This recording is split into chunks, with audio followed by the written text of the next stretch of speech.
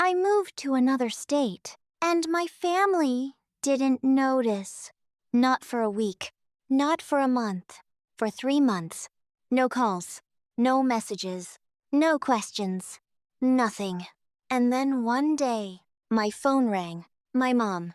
Not to ask where I was, not to ask if I was okay, but to say one thing.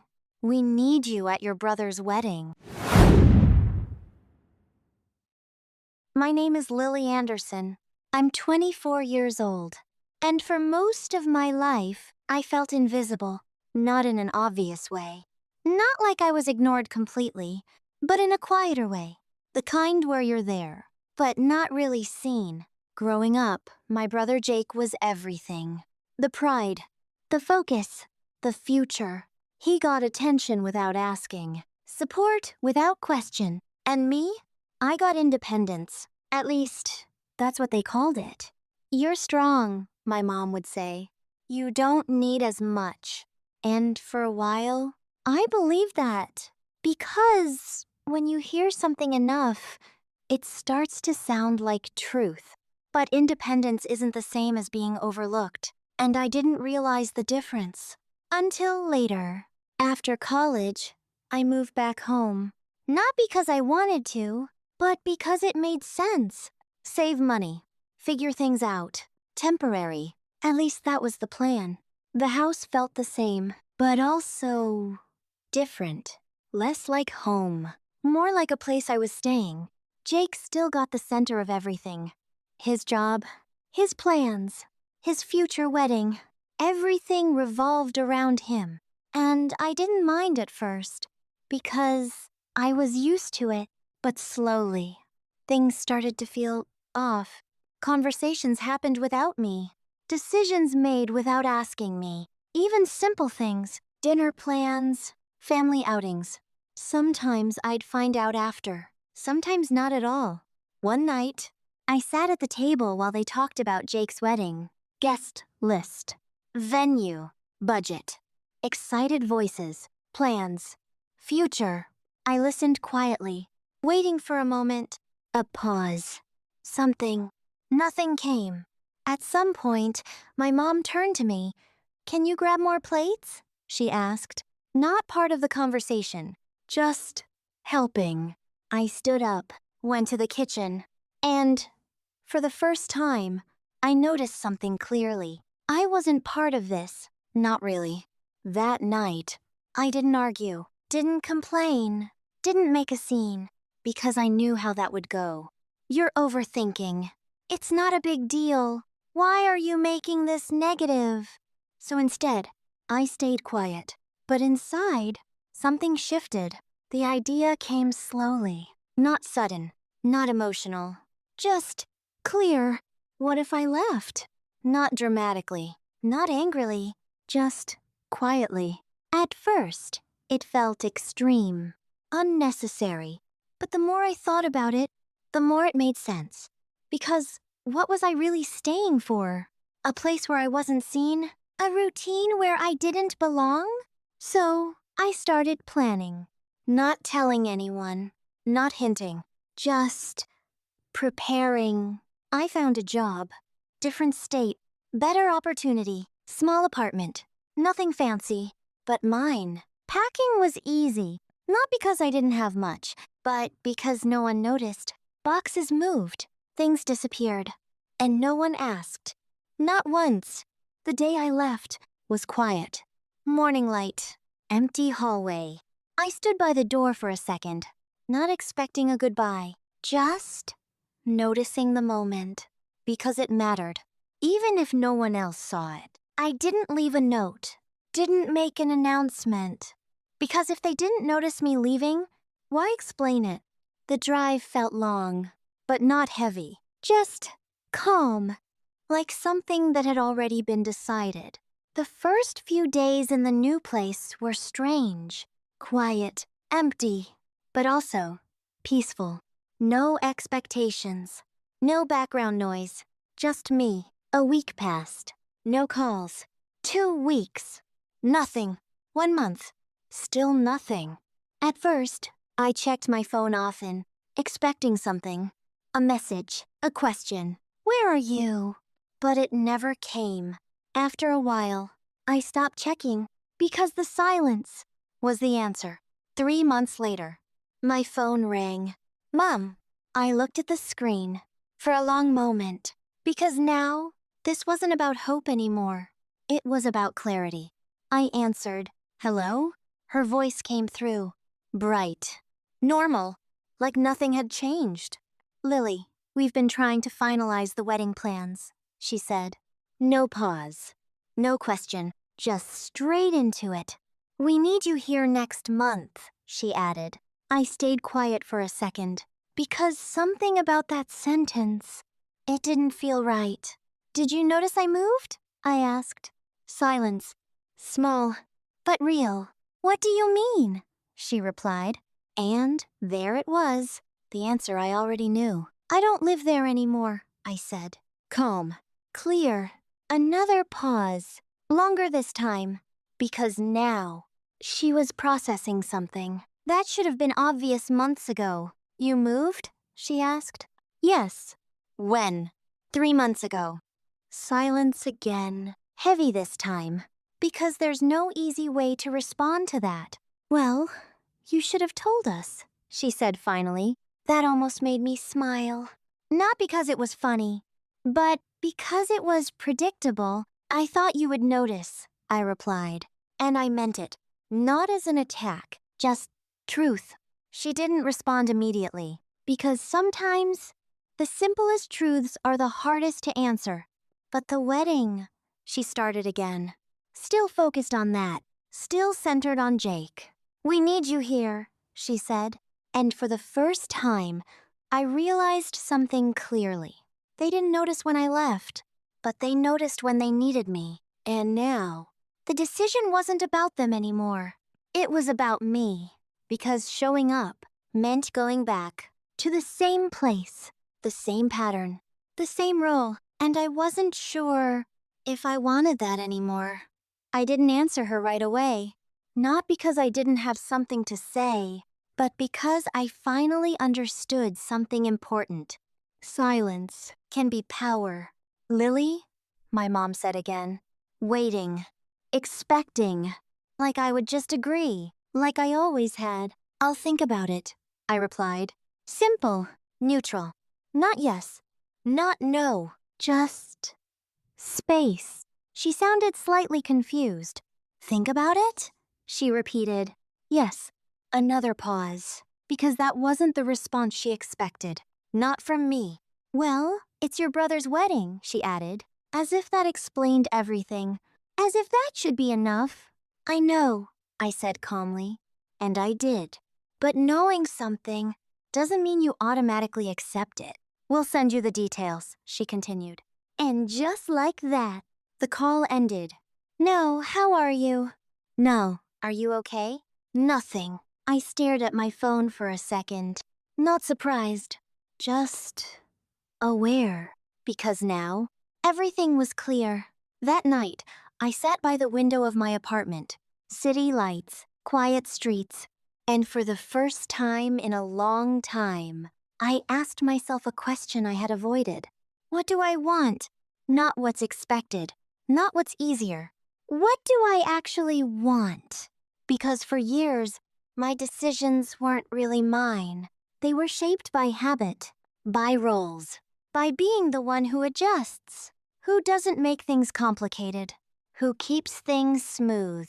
But now, there was no one here to expect anything from me, no one to adjust for, no one to silently prioritize. Just me. The next few days were normal. Work, routine, life. But in the background, that decision stayed. Quiet, unresolved. Then the messages started coming. First from my mom. A long text. Wedding dates. Schedule. Travel plans. Like I had already agreed. Then my dad. Short. Make sure you're there. It's important. Important. That word again. And finally, Jake. My brother. The center of everything. "Hey, you coming?" That was it. No explanation. No acknowledgement. Just expectation. I looked at the message for a while, because that was the first time he had reached out. In months. I typed a reply, deleted it, typed again, stopped, because I didn't want to respond automatically. Not this time. So I didn't reply. Not immediately. Instead, I let myself remember. Not everything. Just the moments that mattered. Like birthdays, where plans were made without asking me. Like dinners, where I was there, but not really included. Like conversations, where my opinions weren't needed. And then, the day I left, boxes moving, door closing, and no one noticing. Not even a question, not even a glance. I leaned back in my chair, closed my eyes for a second, because this decision, it wasn't about one event, it was about a pattern. Going back would mean stepping into that pattern again, even if nothing was said out loud, even if everything looked normal. And I wasn't sure I could do that anymore. That night, I finally replied to Jake. Not long, not emotional, just clear. I'm not sure yet. He responded almost instantly. What do you mean? I stared at the message. Because that question, it assumed something. That my answer should be obvious. It means I'm thinking about it, I replied. Simple. 3 dots appeared, then disappeared. Then appeared again. Finally, it's just one day, he said. One day, that's how he saw it. But it wasn't just one day. It was everything behind it, everything connected to it, everything I had stepped away from. I know, I replied, but it's not that simple. This time, there was a longer pause. Because now, he had to think, not just assume. Are you still upset? He asked. That made me pause. Because that question, it framed everything as emotion, as something temporary. I'm not upset, I replied.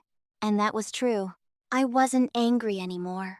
I just see things differently now, I added. Silence. Because that answer, it doesn't invite argument. It just stands. The next day, something unexpected happened. My mom called again.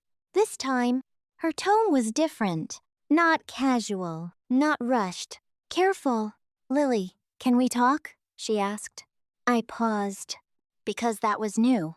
About what? I asked. Another pause. Then, about everything, she said. And for the first time, it didn't feel like they were just calling me back. Because they needed me. It felt like something else. Something they hadn't done before. They were finally noticing. But now, the question wasn't just if they saw me. It was, what do I do with that? About everything. Those 2 words stayed with me. Because they meant something had shifted. Not completely. Not magically.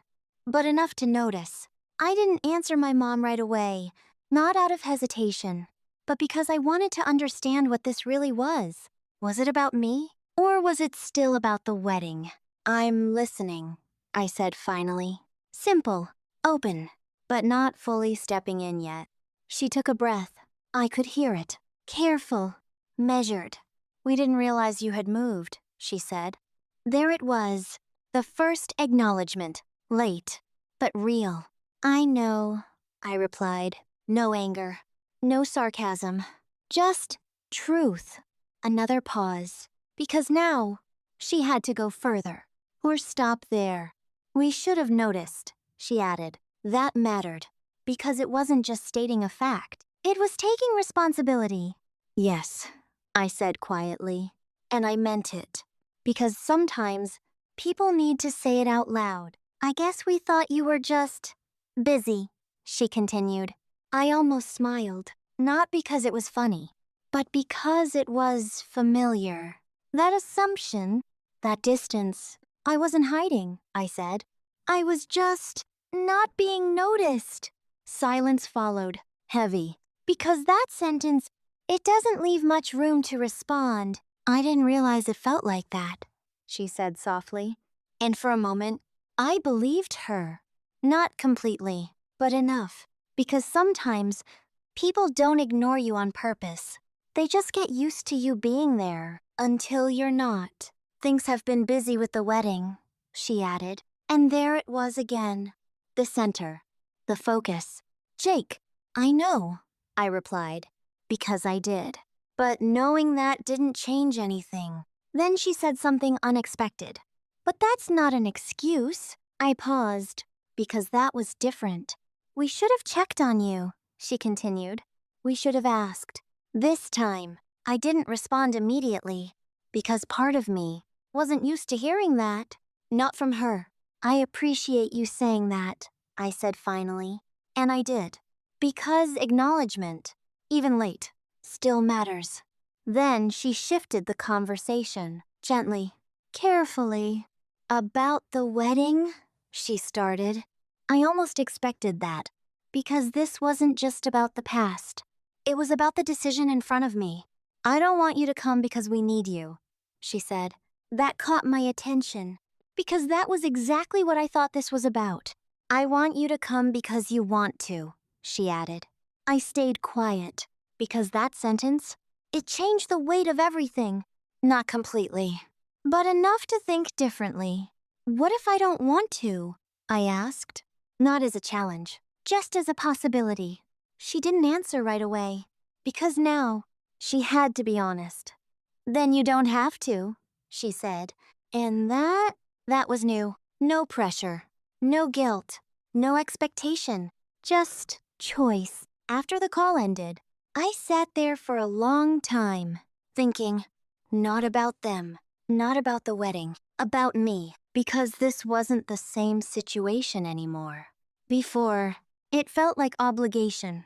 Now, it felt like a decision, and that difference matters. Because when something is forced, you resist it. But when it's a choice, you consider it. Later that evening, Jake called. Not a message, a call, I answered. Hey, he said. His voice, different. Less casual, more aware. Hey, I replied. There was a small pause. Then, I talked to Mom, he said. Of course he did. She told me what you said, he added. I didn't respond, just listened, because this wasn't about correcting him. It was about hearing what he had to say. I didn't realize you left, he said.